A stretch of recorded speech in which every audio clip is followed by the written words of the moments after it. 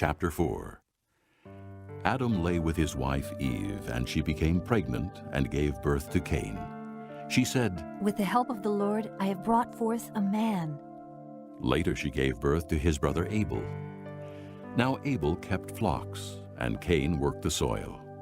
In the course of time, Cain brought some of the fruits of the soil as an offering to the Lord. But Abel brought fat portions from some of the firstborn of his flock. The Lord looked with favor on Abel and his offering, but on Cain and his offering he did not look with favor. So Cain was very angry, and his face was downcast. Then the Lord said to Cain, "Why are you angry? Why is your face downcast? If you do what is right, will you not be accepted? But if you do not do what is right, sin is crouching at your door. It desires to have you, but you must master it." Now Cain said to his brother Abel, "Let's go out to the field." And while they were in the field, Cain attacked his brother Abel and killed him. Then the Lord said to Cain, "Where is your brother Abel?" "I don't know," he replied. "Am I my brother's keeper?" The Lord said, "What have you done? Listen, your brother's blood cries out to me from the ground. Now you are under a curse and driven from the ground, which opened its mouth to receive your brother's blood from your hand. When you work the ground, it will no longer yield its crops for you. You will be a restless wanderer on the earth."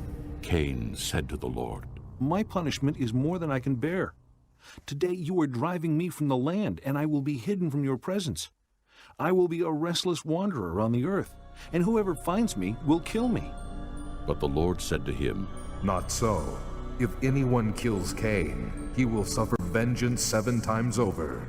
Then the Lord put a mark on Cain, so that no one who found him would kill him.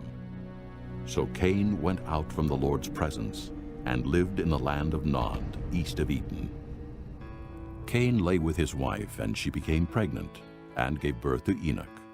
Cain was then building a city, and he named it after his son Enoch. To Enoch was born Irad, and Irad was the father of Mehujael.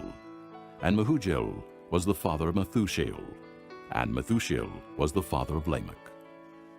Lamech married 2 women, one named Ada and the other Zillah. Ada gave birth to Jabal. He was the father of those who live in tents and raise livestock.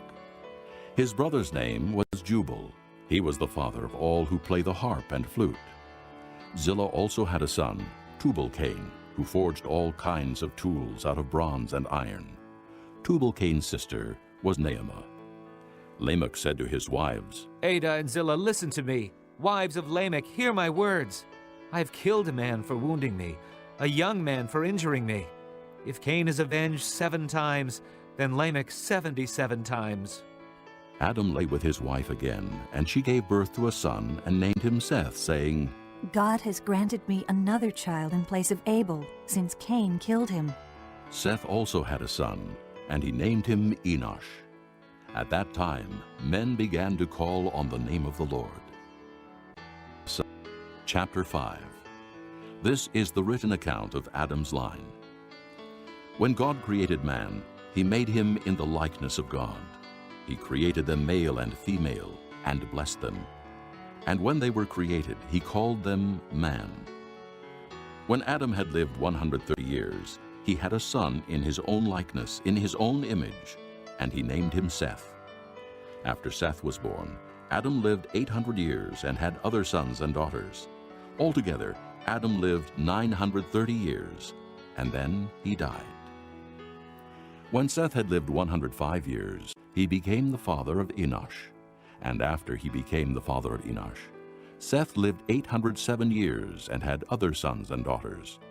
Altogether, Seth lived 912 years, and then he died. When Enosh had lived 90 years, he became the father of Kenan. And after he became the father of Kenan, Enosh lived 815 years and had other sons and daughters.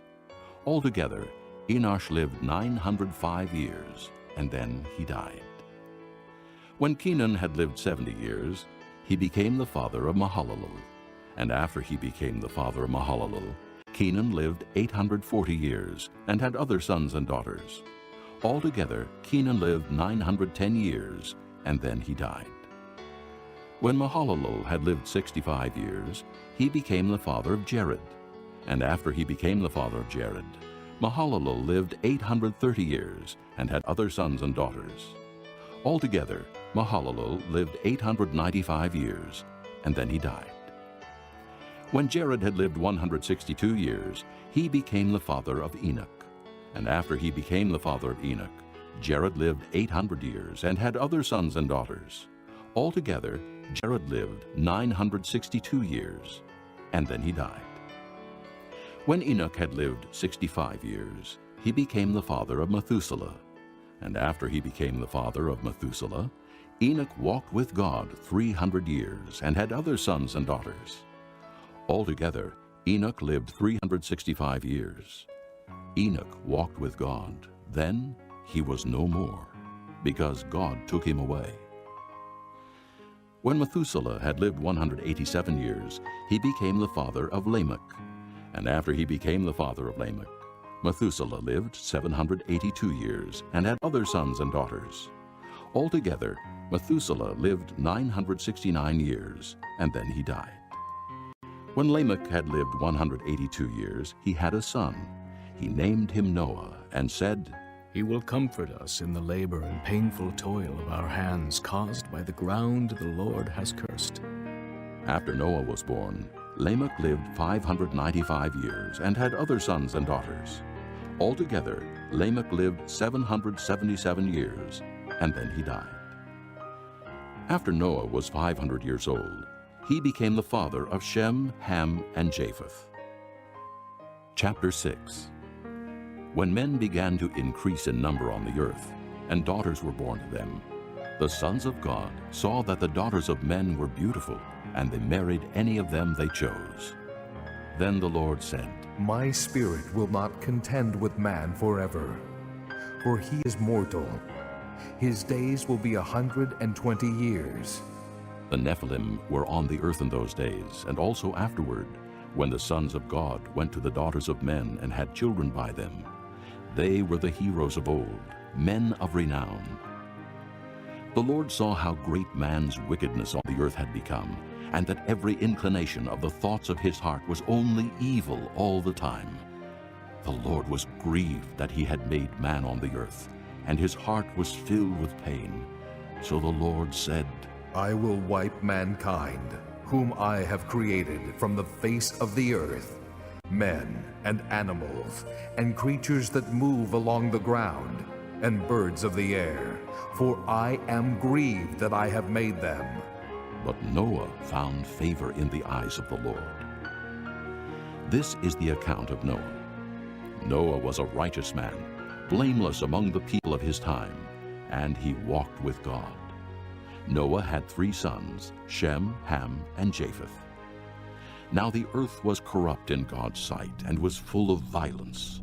God saw how corrupt the earth had become, for all the people on earth had corrupted their ways.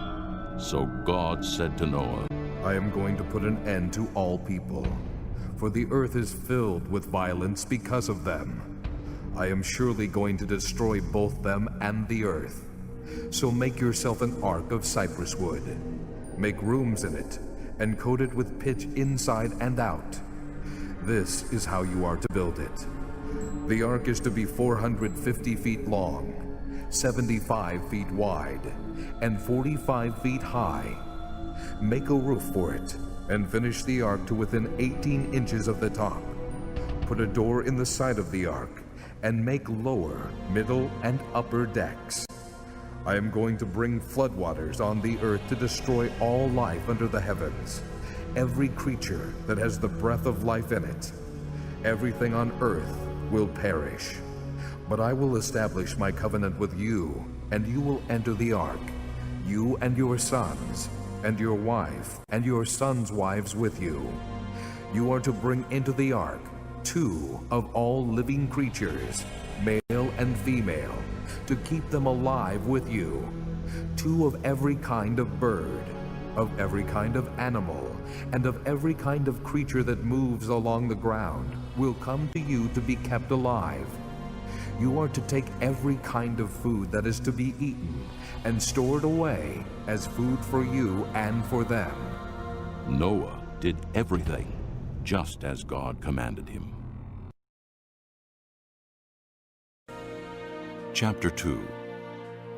After Jesus was born in Bethlehem in Judea, during the time of King Herod, Magi from the east came to Jerusalem and asked, "Where is the one who has been born King of the Jews?